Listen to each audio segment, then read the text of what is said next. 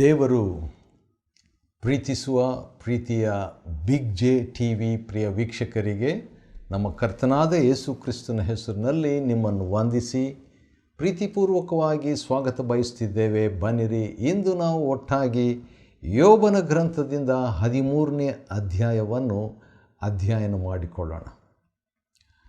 12ನೇ ಅಧ್ಯಾಯ, 13ನೇ ಅಧ್ಯಾಯ, 14ನೇ ಅಧ್ಯಾಯ, 3 ಅಧ್ಯಾಯಗಳಲ್ಲಿ ಚೋಫರನ್ನು ಕೊಟ್ಟಂಥ ಅಥವಾ ಕೇಳಿದಂಥ ಹೇಳಿದಂಥ 11ನೇ ಅಧ್ಯಾಯದಲ್ಲಿ ಚೋಫರನ ಒಂದು ಸವಾಲಿಗೆ, ಅವನ ಹೇಳಿಕೆಗೆ ಉತ್ತರವಾಗಿ ಯೋಬನು 12, 13, 14 ಅಧ್ಯಾಯಗಳನ್ನು ಅದರಲ್ಲಿ ಉತ್ತರವನ್ನು ಕೊಡುವಾತನಾಗಿದ್ದಾನೆ. ಇಂದು ನಾವು 13ನೇ ಅಧ್ಯಾಯ ನಾವು ನೋಡಿಕೊಳ್ಳಲಿಕ್ಕಿದ್ದೇವೆ. ಆದರೆ 12ನೇ ಅಧ್ಯಾಯದಲ್ಲಿ ಸ್ವಲ್ಪ ವ್ಯಂಗ್ಯವಾಗಿ ಯೋಬನಿಗೆ ಮಾತನಾಡಲಿಕ್ಕೆ ಪ್ರಾರಂಭ ಮಾಡ್ತಾನೆ. ಹೌದು, ನೋವಿದೆ, ಹಾನಿಯಾಗಿದೆ, ಮನಸ್ಸಿನಲ್ಲಿ ಬೇನೆ ಇದೆ, ನೋವಿದೆ. ಅಂಥ ಸಂದರ್ಭದಲ್ಲಿ ಇವರೆಲ್ಲರೂ ಮಾತಾಡುವಂಥ ಸಂತೈಸುವಿಕೆಗೆ ಬದಲಾಗಿ ಇವರು ಒಂದು ರೀತಿಯಿಂದ ಚುಚ್ಚು ಮಾತಾಡುವಂಥ ಮಾತು ಬಂದಾಗ, ಹೌದು ನೀವೇ ಮನುಷ್ಯರು, ಜ್ಞಾನ ನಿಮ್ಮ ಜೊತೆಯಲ್ಲೇ ಸತ್ತೋಗ್ತದೆ, ಆದರೆ ನನಗೂ ಬುದ್ಧಿ ಉಂಟು, ನಿಮಗಿಂತ ನಾನೇನು ಕಡೆ ಅಲ್ಲ ಅಂತ ಹೇಳ್ಬಿಟ್ಟು ದೇವರ ವಿಷಯದಲ್ಲಿ ದೇವರನ್ನು ಪ್ರಾರ್ಥಿಸಿದ್ದೇನಲ್ಲ. ಹೌದು, ಪ್ರಾರ್ಥನೆ ಭಕ್ತಿಗೆ ಗುರುತು, ಒಳ್ಳೆ ಗುರುತು. ಯೋಬನು ಭಕ್ತಿವಂತನಾಗಿದ್ದ. ಪ್ರಾರ್ಥನೆ ಹೇಗೆ ಮಾಡಬೇಕೆಂಬುದಾಗಿ ಬಹಳಷ್ಟು ನಮಗೆ ಇಂದು ಗೊತ್ತಿದೆ, ಆದರೆ ಯೋಬನಿಗೆ ಗೊತ್ತಿರಲಿಲ್ಲ. ಗೊತ್ತಿದ್ದಷ್ಟು ಅವನು ಪ್ರಾರ್ಥನೆ ಮಾಡಿದನು, ಗೊತ್ತಿದ್ದಷ್ಟು ಅರಿಕೆ ಮಾಡಿದನು, ಗೊತ್ತಿದ್ದಷ್ಟು ದೇವರಿಗೆ ಸ್ತುತಿ ಸ್ತೋತ್ರವನ್ನು ಸಲ್ಲಿಸಿದನು. ಅವನು ತನ್ನ ದೇವರ ಮೇಲೆ ತಪ್ಪು ಹೊರಿಸಲಿಲ್ಲ, ದೇವರಿಗೆ ಪ್ರಶ್ನೆ ಹಾಕಿದ. ಯೇಸು ಕರ್ತನು ಕೂಡ ಶಿಲುಬೆಯ ಮೇಲೆ ಇರುವಾಗ, ನನ್ನ ದೇವರೇ, ನನ್ನ ದೇವರೇ, ಯಾಕೆ ನನ್ನನ್ನು ಕೈ ಬಿಟ್ಟಿದೆ ಎಂಬುದಾಗಿ ಯೇಸು ಕರ್ತನು ತನ್ನ ತಂದೆಯಾದ ದೇವರಿಗೆ ಪ್ರಶ್ನೆ ಹಾಕಿದ್ದುಂಟು. ಆದರೆ ಅದು ಅಧೀನತೆಯ ಆತ್ಮದಿಂದ ಆ ಪ್ರಶ್ನೆ ಹಾಕಿದ್ದನು. ದೀನತ್ವದ ಆತ್ಮದಿಂದ ದೇವರಿಗೆ ಪ್ರಶ್ನೆ ಹಾಕಬಹುದು, ಪ್ರೀತಿಯ ಆತ್ಮದಿಂದ ದೇವರಿಗೆ ಪ್ರಶ್ನಿಸಬಹುದು, ಪ್ರಾರ್ಥನೆಯ ಆತ್ಮದಿಂದ ದೇವರೇ ಯಾಕಪ್ಪ ಈ ರೀತಿ ಎಂಬುದಾಗಿ ಪ್ರಶ್ನೆ ನಾವು ಕೇಳ್ಬೋದು. ಆದರೆ ನಾವು ಗೊಣಗುಟ್ಟುವಿಕೆಯಿಂದ ನಾವು ಪ್ರಶ್ನೆ ಕೇಳಬಾರದು. ಇಸ್ರಾಯೇಲರು ಮಾಡಿದ ತಪ್ಪು ಅದೇ. ಯಾಕಂದರೆ ಅವರು ಗೊಣಗುಟ್ಟಿದರು, ಅವಿಶ್ರಾಂತರಾದರು, ಅಪನಂಬಿಕೆ ಅವರಿಗಿತ್ತು. ಅದರ ನಿಮಿತ್ತವಾಗಿ ಕಾನಾನ್ ದೇಶವನ್ನು ದೇವರು ವಾಗ್ದಾನ ಮಾಡಿದ್ದಾಗ್ಯೂ ವಾಗ್ದಾನ ಮಾಡಿದ ದೇಶಕ್ಕೆ ಅವರು ಹೋಗಲಿಲ್ಲ. ಅದೇ ರೀತಿಯಾಗಿ ಅದು ಒಂದು ಎಚ್ಚರಿಕೆಯ ಮಾತು ನಮಗೆ ಅಂತ ನಾವು ಅದನ್ನು ತಗೊಳ್ಳೋಣ್ರಿ. ಯಾಕಂತ ಹೇಳಿದ್ರೆ ಅರಣ್ಯಕಾಂಡದಲ್ಲಿ ಆ ರೀತಿಯಾಗಿ ಇರುವಂಥ ಒಂದು ಮಾತಿದೆ. ಯಾಕಂತ ಹೇಳಿದರೆ ಅರಣ್ಯಕಾಂಡದಲ್ಲಿ 14ನೇ ಅಧ್ಯಾಯ 28ನೇ ವಚನದಲ್ಲಿ ಇಸ್ರಾಯೇಲರು ಗೊಣಗುಡ್ತಾರೆ. 27ನೇ ವಚನದ ಕೊನೆಯ ಭಾಗದಲ್ಲಿ ಇಸ್ರಾಯೇಲರು ನನಗೆ ವಿರೋಧವಾಗಿ ಗುಣಗುಟ್ಟುವ ಮಾತುಗಳು ನನಗೆ ಕೇಳಿಸಿದವು. ಅರಣ್ಯಕಾಂಡ 14:28, ನೀನು ಅವರಿಗೆ ಹೀಗೆ ಹೇಳಬೇಕು. ಅದೇನಂತ ಹೇಳಿದ್ರೆ, ಯೆಹೋವನು ಹೇಳುವುದೇನೆಂದರೆ, ನನ್ನ ಜೀವದಾಣೆ. ದೇವರು ಯಾವಾಗಾದರೂ ನನ್ನ ಜೀವದಾಣೆ ಅಂತ ಹೇಳಿದಾಗ ಭಾಳ ಸ್ಟ್ರಾಂಗ್, ಭಾಳ ಸೀರಿಯಸ್, ಭಾಳ ಗಂಭೀರವಾದದ್ದು. ಏನದು? ನೀವು ನನಗೆ ಕೇಳಿಸುವಂತೆ ಅಂದುಕೊಂಡ ಪ್ರಕಾರವೇ ನಾನು ಮಾಡುವೆನು. ದೇವರು ಪ್ರಾರ್ಥನೆಗೆ ಉತ್ತರ ಕೊಡ್ತಾರೆ, ನಮಗೆ ಗೊತ್ತು. ದೇವರು ಗೊಣಗುಟ್ಟುವಿಕೆಗೂ ಉತ್ತರ ಕೊಡ್ತಾರೆ ಎಂಬುದು ನಮಗೆ ಗೊತ್ತಿಲ್ಲದೇ ಇರ್ಬೋದು. ಅರಣ್ಯಕಾಂಡ 14:28 ಪ್ರಕಾರವಾಗಿ ನೀವು ನನಗೆ ಕೇಳಿಸುವಂತೆ ನೀವು ಮಾತಾಡಿದಿರಿ, ಗೊಣಗುಟ್ಟಿದಿರಿ, ನೀವು ಗೊಣಗುಟ್ಟಿದ ಪ್ರಕಾರವೇ ನಾನು ನಿಮಗೆ ಮಾಡ್ತೀನಿ ಎಂಬುದಾಗಿ. ಆದ ಕಾರಣ ಈ ಒಂದು ಗೊಣಗುಟ್ಟುವ ಮಾತು ಭಾಳ ಗಂಭೀರವಾದದ್ದು, ದೇವರಿಗೆ ವಿರುದ್ಧವಾಗಿ ಮಾತನಾಡುವಂಥದ್ದು ಗಂಭೀರವಾದದ್ದು, ದೇವರ ಭಕ್ತಿವಂತನಾದ ವ್ಯಕ್ತಿಗೆ ವಿರುದ್ಧವಾಗಿ ಮಾತನಾಡುವಂಥದ್ದು ಕೂಡ ಬಹಳ ಜಾಗೃತಿಯಿಂದ ಇರಬೇಕಾದಂಥ ವಿಷಯ, ತೀರ್ಪು ಮಾಡುವಂಥ ವಿಷಯ ಭಾಳ. ಯಾಕಂತ ಹೇಳಿದ್ರೆ ಈ ಚೋಫರ್ನು ಬಂದು ಹರಟೆ ಮಲ್ಲ ಅಂತ ಹೇಳ್ಬಿಡ್ತಾನೆ, ಬಡಾಯಿ ಕೊಚ್ಚಿಕೊಳ್ಳುವನು ಅಂತ ಹೇಳ್ಬಿಡ್ತಾನೆ, ಕುಚೋದ್ಯಗಾರ ಅಂತ ಇಂಡೈರೆಕ್ಟಾಗಿ ಯೋಬನಿಗೆ 11ನೇ ಅಧ್ಯಾಯದಲ್ಲಿ ಹೇಳಿದಾಗ ಯೋಬನು ಈಗ 3 ಅಧ್ಯಾಯದಲ್ಲಿ ಅವನಿಗೆ ರಿಪ್ಲೈ ಕೊಡಬೇಕಾಯಿತು. ಒಂದು ವೇಳೆ ಯೋಬನು ಅಂಥವನು ಆಗಿದ್ದರೆ ಅವನು ಸುಮ್ಮನೆ ಇದ್ದು ಬಿಡ್ತಿದ್ದ. ಆದರೆ ಹಳೆ ಒಡಂಬಡಿಕೆಯಲ್ಲಿ ಯೋಬನು, ಅದರಲ್ಲಿ ಬೇರೆಯವನು ಫ್ರೆಂಡ್ ಅಲ್ಲ, ಎಲಿಫಾಜನು ಫ್ರೆಂಡೇ, ಸ್ನೇಹಿತನೇ, ಬಿಲ್ದಾದನು ಫ್ರೆಂಡೇ, ಸ್ನೇಹಿತನೇ, ಚೋಫರನು ಫ್ರೆಂಡೇ, ಸ್ನೇಹಿತನ. ಆದ ಕಾರಣ ಸ್ನೇಹಿತರಂತ ತಕ್ಷಣ ಅವರು ಓಪನ್ ಆಗಿ ಮಾತಾಡಿದರು, ಯೋಬನು ಕೂಡ ಓಪನ್ ಆಗಿ ಮಾತಾಡ್ತಾನೆ. ಆದರೆ ಗಂಭೀರವಾದ ಈ ಮಾತಿನಲ್ಲಿ ದೇವರನ್ನು ಒಳಪಡಿಸ್ಕೊಳ್ತಾನೆ ಯೋಬನು. ಅದು ಭಾಳ ನನಗೆ ಇಷ್ಟವಾಯಿತು. ಯಾಕಂತ ಹೇಳಿದರೆ ಇವನು ನಿಜವಾಗಿ ಪ್ರಪಂಚದಲ್ಲಿ ಅತ್ಯಂತ ಭಕ್ತಿವಂತನಾದ ವ್ಯಕ್ತಿ, ಇವನಿಗೆ ಸಮಾನವಾದಂಥ ವ್ಯಕ್ತಿ ಒಬ್ಬರೂ ಇರಲಿಲ್ಲ ಅಂತ ಹೇಳ್ಬಿಟ್ಟು ದೇವರು ಹೇಳಿದಾಗ ನಿಜವಾಗಿ ಈತನು ಭಾಳ ದೊಡ್ಡ ಭಕ್ತಿವಂತನು ಯೋಬನು. ಅಂಥ ದೊಡ್ಡ ಭಕ್ತಿವಂತನ ವಿರುದ್ಧವಾಗಿ ತಿಳಿಯದೆಯೋ ಬಹುಶಃ ತಿಳಿಯದೇ ಮಾತಾಡಿರಬೇಕು. ಮಾತಾಡುವಂಥ ವೇಳೆಯಲ್ಲಿ ಹರಟೆ ಮಾಲ, ಬಡಾಯಿ ಕೊಚ್ಚಿಕೊಳ್ಳುವಂಥವನು, ದೇವದೃಷ್ಟಿಯಲ್ಲಿ ನಾನು ಶುದ್ಧನಾಗಿದ್ದೇನೆ, ಹಿಂಗೆಲ್ಲ ಹೇಳಬೇಡ ಎಂಬುದಾಗಿ ಅವನು ಹೇಳಿದಾಗ ಯೋಬನು ದೇವರಲ್ಲಿ ಜ್ಞಾನ ಇದೆ, ದೇವರಲ್ಲಿ ಶಕ್ತಿ ಇದೆ, ಯೆಹೋವನ ಕೈಯೇ ಎಲ್ಲವನ್ನು ಮಾಡಿದ್ದು, ದೇವರ ಕೈಯಲ್ಲಿ ಸಮಸ್ತ ಮನುಷ್ಯರಿದ್ದಾರೆ, ಬಲವು ಸಾಮರ್ಥ್ಯವೂ ದೇವರಿಗೆ ಸೇರಿದ್ದು ಎಂಬುದಾಗೆಲ್ಲ ಆತನು ಮಾತಾಡಿಬಿಟ್ಟು ಮುಂದುವರಿಸ್ತಾನೆ 13ನೇ ಅಧ್ಯಾಯದಲ್ಲಿ. ಇವುಗಳನ್ನೆಲ್ಲ ನನ್ನ ಕಣ್ಣು ಕಂಡಿದೆ, ಕಿವಿಯು ಕೇಳಿ ಗ್ರಹಿಸಿದೆ ಅಂತ ಕಂಟಿನ್ಯೂ ಮಾಡ್ತಾ ಇದ್ದಾನೆ. ಚೋಫರ್ನ ಆ ಒಂದು ಪ್ರತಿಪಾದನೆಗೆ ಅಥವಾ ಹೇಳಿಕೆಗೆ ಪ್ರತಿ ಉತ್ತರವಾಗಿ ಯೋಬನು ಮಾತಾಡಿ, ನೀವು ತಿಳಿದಿರುವುದನ್ನು ನಾನು ತಿಳಿದಿದ್ದೇನೆ, ನಿಮಗಿಂತ ನಾನು ಕಡೆಯಲ್ಲ. ಆಮೇಲೆ ಹೇಳ್ತಾನೆ, ಆದರೆ ನಾನು ಸರ್ವಶಕ್ತನ ಸಂಗಡ ಮಾತಾಡಬೇಕು, ದೇವರೊಂದಿಗೆ ವಾದಿಸಲು ಅಪೇಕ್ಷಿಸ್ತೇನೆ. ಇದು ಭಾಳ ನನಗೆ ಇಷ್ಟವಾಯಿತು. ಯಾಕಂತೇಳಿದರೆ ಈಗ ಇಬ್ಬರು ವ್ಯಕ್ತಿಗಳು ಮಾತಾಡ್ತಾ ಇದ್ದಾರೆ, ಅಥವಾ ಪರಸ್ಪರ 3 ವ್ಯಕ್ತಿ ಪ್ಲಸ್ ಒಬ್ಬ ವ್ಯಕ್ತಿ, ಯೋಬನು 3 ಸ್ನೇಹಿತರು. ಈ ರೀತಿಯಾಗಿ ಮಾತನಾಡ್ತಾ ಇರುವಾಗ ದೇವರನ್ನು ಮಧ್ಯೆ ದೇವರನ್ನು ನಡುವೆ ತಂದುಬಿಡ್ತಾನೆ ಯೋಬನು.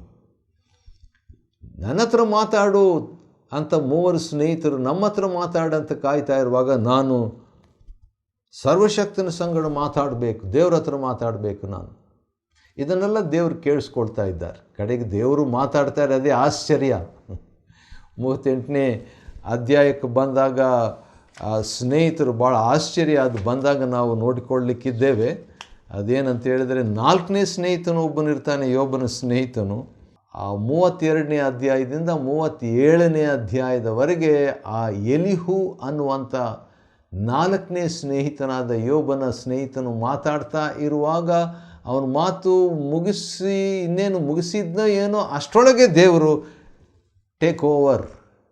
ಟೇಕ್ ಆಫ್ ಅಂತಾರಲ್ವ, ಆ ರೀತಿಯಾಗಿ 38 ಅಧ್ಯಾಯದಿಂದ 41 ಅಧ್ಯಾಯದವರೆಗೆ ದೇವರು ಮಾತಾಡ್ತಾರೆ. ಮನುಷ್ಯರು ಮಾತಾಡಿದ್ದಾಯಿತು, ಯಾರು ಕನ್ವಿನ್ಸ್ ಆಗಲಿಲ್ಲ. ಮನುಷ್ಯರು ಮಾತಾಡಿಕೊಂಡ್ರೆ ಅದು ಕೆಲವು ಸಾರಿ ಇಬ್ಬರು ಭಕ್ತಿವಂತರು ಮಾತಾಡಿರೋ ಒಂದು ವೇಳೆ ಸೆಟ್ ಆಗ್ಬೋದು. ಆದರೆ ಭಕ್ತಿಯಲ್ಲಿ ಹೆಚ್ಚು ಕಡಿಮೆ ಇರುವಂಥವರು ಮಾತನಾಡುವಾಗ ಬಹಳ ವ್ಯತ್ಯಾಸಗಳು ಕಂಡು ಬರ್ತದೆ. ಒಂದು ವಾಕ್ಯ ನನಗೆ ನೆನಪಿಗೆ ಬರುತ್ತಿದೆ.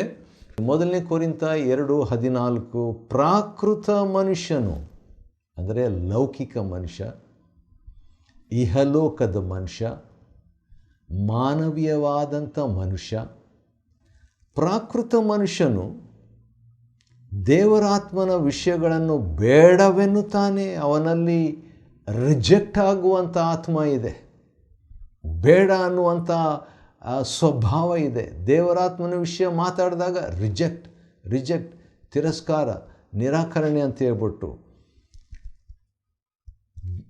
ದೇವರಾತ್ಮನ ವಿಷಯಗಳನ್ನು ಬೇಡವೆನ್ನುತ್ತಾನೆ, ಅವು ಅಂದರೆ ಆ ಒಂದು ದೇವರ ವಿಷಯಗಳು, ದೇವರಾತ್ಮನ ವಿಷಯಗಳು, ದೈವಿಕವಾದ ಆತ್ಮಿಕ ವಿಷಯಗಳು, ಅವು ಅವನಿಗೆ ಹುಚ್ಚು ಮಾತಾಗಿ ತೋರುತ್ತವೆ. ಅವು ಆತ್ಮವಿಚಾರದಿಂದ ತಿಳಿಯತಕ್ಕವುಗಳಾಗಿರಲಾಗಿ ಅವನು ಅವುಗಳನ್ನು ಗ್ರಹಿಸಲಾರನು. ದೇವರಾತ್ಮನಿಂದ ನಡೆಸಿಕೊಳ್ಳುವನು, ಎಲ್ಲವನ್ನು ವಿಚಾರಿಸಿ ತಿಳ್ಕೊಳ್ತಾನೆ, ಆದರೆ ಇವನನ್ನು ಯಾವನಾದರೂ ವಿಚಾರಿಸಿ ತಿಳ್ಕೊಳ್ಳುವುದಿಲ್ಲ. ಆ ರೀತಿಯಾಗಿ ಯೋಬನನ್ನು ಅವನ ಸ್ನೇಹಿತರು ವಿಚಾರಿಸಿ ತಿಳ್ಕೊಳ್ಳಿಕ್ಕಾಗಲಿಲ್ಲ, ಅಥವಾ ಗ್ರಹಿಸಲಿಲ್ಲ, ಅರ್ಥ ಮಾಡಿಕೊಳ್ಳಿಲ್ಲ, ಅಪಾರ್ಥ ಮಾಡಿಕೊಂಡ್ರು. ಸರ್ವಶಕ್ತನ ಸಂಗಡ ಮಾತನಾಡಬೇಕು, ದೇವರೊಂದಿಗೆ ವಾದಿಸಲು ಅಪೇಕ್ಷಿಸ್ತೇನೆ. ನೀವಾದರೂ ಸುಳ್ಳನ್ನು ಮೆತ್ತುವವರಾಗಿದ್ರೆ, ಈಗ ಡೈರೆಕ್ಟಾಗಿ ಯೋಬನಿಗೆ ಧೈರ್ಯ ಬಂದುಬಿಟ್ಟೈತೆ, ಧೈರ್ಯದಿಂದ ಮಾತಾಡ್ತಾ ಇದ್ದೀನಿ. ನೀವೆಲ್ಲರೂ ವ್ಯರ್ಥ ವೈದ್ಯರೇ.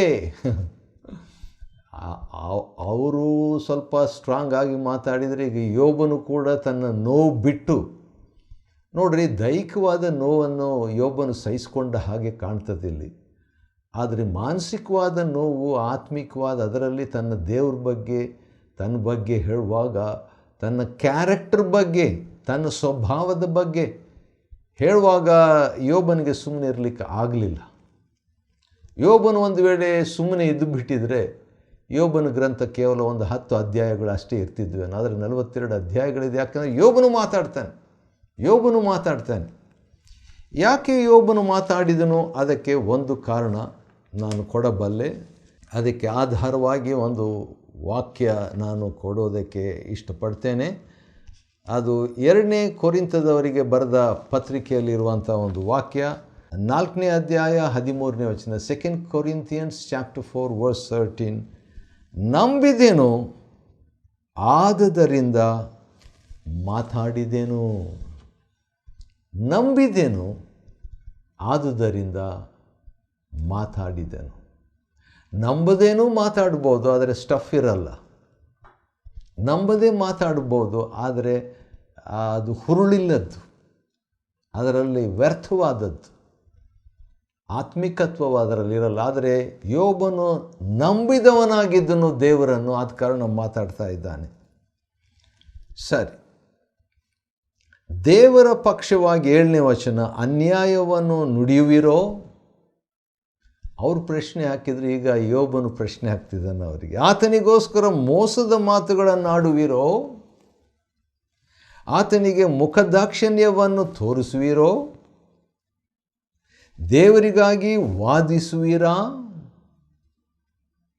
ಆತ ನಿಮ್ಮನ್ನು ಶೋಧಿಸಿದರೆ ನಿಮಗೆ ಒಳ್ಳೆಯದಾಗೋದೋ?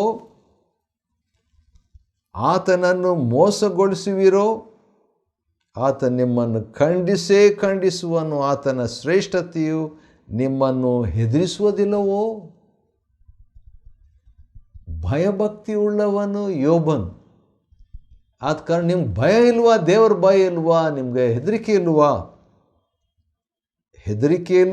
11ನೇ ವಚನ, ಅದೇ 11 2ನೇ ಭಾಗ, ಆತನ ಭಯವು ನಿಮ್ಮ ಮೇಲೆ ಬೀಳುವುದಿಲ್ಲವೋ? ಒಬ್ಬ ಭಕ್ತಿವಂತನೇ ಭಕ್ತಿಯ ಬಗ್ಗೆ ಬೋಧಿಸಲಿಕ್ಕೆ, ಪ್ರಸಂಗಿಸಲಿಕ್ಕೆ, ಮಾತಾಡಲಿಕ್ಕೆ ಸಾಧ್ಯ. ಒಬ್ಬ ನಿರ್ದೋಷವಾಗಿರೋದ್ರ ಬಗ್ಗೆ ಮಾತಾಡಲಿಕ್ಕೆ ಶಕ್ತನು. ಕೆಟ್ಟದ್ದನ್ನು ನಿರಾಕರಿಸುವನೇ ಕೆಟ್ಟದ್ದನ್ನು ನಿರಾಕರಿಸ್ರಿ ಅಂತ ಹೇಳಲಿಕ್ಕೆ ಭಾಳ ಧೈರ್ಯವಾಗಿ ಮಾತನಾಡಬಲ್ಲ. ಒಬ್ಬ ಯಥಾರ್ಥವಂತನೇ ಯಥಾರ್ಥತ್ವದ ಕುರಿತಾಗಿ ಮಾತನಾಡಲಿಕ್ಕೆ ಸಾಧ್ಯ.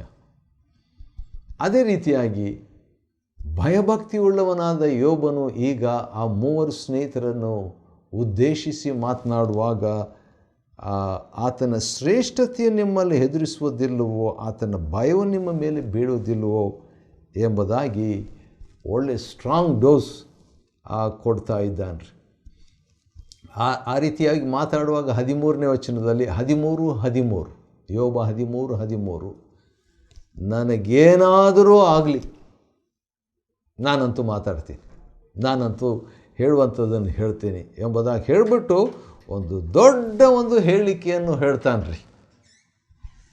ಹೌದು, ಆಶ್ಚರ್ಯ. ಏನದು?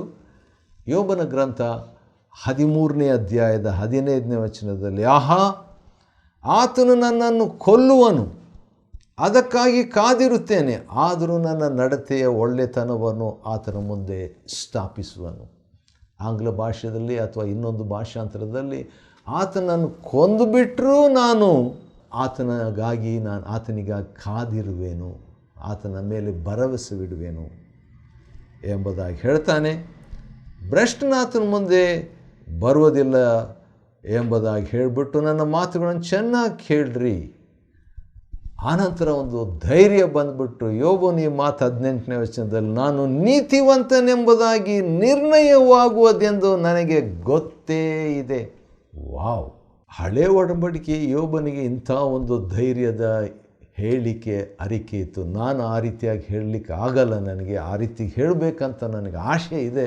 ಯಾಕಂದರೆ ನಾನು ನೀತಿವಂತನೆಂಬುದಾಗಿ ನಿರ್ಣಯವಾಗುವುದೆಂದು ನನಗೆ ಗೊತ್ತೇ ಇದೆ. ಹೌದು, ಯೇಸು ಕ್ರಿಸ್ತನ ನೀತಿ ನಮಗೆ ದೊರಕಿದೆ.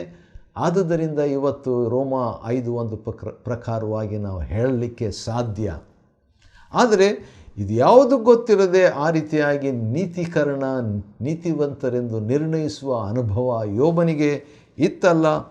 ಆಶ್ಚರ್ಯ. 23ನೇ ವಚನ, ನನ್ನ ಪಾಪ ದೋಷಗಳೆಷ್ಟು, ನನ್ನ ಪಾಪವನ್ನು ದ್ರೋಹವನ್ನು ನನಗೆ ತಿಳಿಯಪಡಿಸು. 23, ನನ್ನ ಯೌವನದ ಪಾಪಗಳ ಫಲದ ಬಾಧ್ಯತೆಯನ್ನು ನನಗೆ ಕೊಟ್ಟಿದ್ದಿ.